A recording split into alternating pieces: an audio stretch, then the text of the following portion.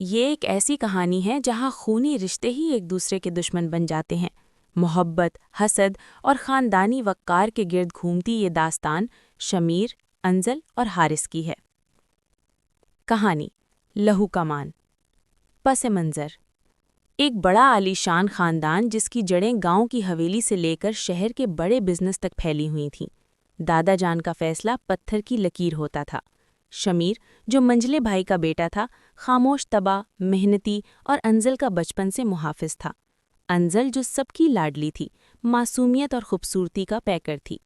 اور پھر حارث تھا، بڑے تایا کا بیٹا، جس کی آنکھوں میں لالچ اور دل میں شمیر کے لیے نفرت بھری تھی۔ کہانی کا آغاز: حویلی میں خوشیوں کا سما تھا، کیونکہ انزل کی پڑھائی مکمل ہو چکی تھی۔ لیکن اسی شام دادا جان نے ایک ایسا فیصلہ سنایا جس نے سب کی زندگی بدل دی۔ انہوں نے انزل کا ہاتھ حارث کے ہاتھ میں دینے کا اعلان کر دیا۔ شمیر کے لیے یہ خبر کسی قیامت سے کم نہ تھی، لیکن وہ خاموش رہا۔ اسے پتا تھا کہ حارث صرف جائیداد کا بھوکا ہے اور وہ انزل کی زندگی برباد کر دے گا۔ دوسری طرف حارث اپنی جیت پر مسکرا رہا تھا۔ اسے انزل سے محبت نہیں تھی، اسے تو شمیر کو نیچا دکھانا تھا۔ حارث کی چالیں: حارث نے آہستہ آہستہ شمیر کے خلاف سازشیں شروع کر دیں۔ اس نے دادا جان کے کان بھرے کہ شمیر بزنس میں غبن کر رہا ہے۔ انزل، جو شمیر کی خاموش محبت سے واقف تھی، پریشان رہنے لگی۔ ایک رات حارث نے انزل کو دھمکایا: یاد رکھنا انزل، تم اس گھر کی عزت ہو۔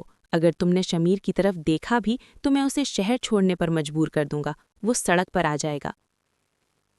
شمیر کا رد عمل: شمیر سب کچھ سہ سکتا تھا، لیکن انزل کی آنکھوں میں آنسو نہیں۔ جب اسے پتا چلا کہ حارث دراصل دشمنوں کے ساتھ مل کر خاندانی بزنس کو تباہ کرنے والا ہے، تو اس نے اپنی خاموشی توڑنے کا فیصلہ کیا۔ اس نے خاموشی سے وہ تمام ثبوت جمع کیے جو حارث کی غداری کو ثابت کرتے تھے۔ نکاح والے دن جب پوری حویلی میں روشنی تھی، شمیر نے ایک بڑا دھماکہ کیا۔ اس نے وہ دستاویزات اور ویڈیو سب کے سامنے رکھ دیں جہاں حارث خاندان کی جائیداد بیچنے کا سودا کر رہا تھا۔ انجام: دادا جان کی آنکھوں سے پٹی اتر گئی۔ حارث کی سچائی سامنے آنے پر اسے گھر سے بے دخل کر دیا گیا۔ حارث نے غصے میں شمیر پر حملہ کرنے کی کوشش کی، لیکن شمیر نے اسے دبوچ لیا اور کہا: حارث، خون کے رشتے دل سے نبھائے جاتے ہیں، چالاکیوں سے نہیں۔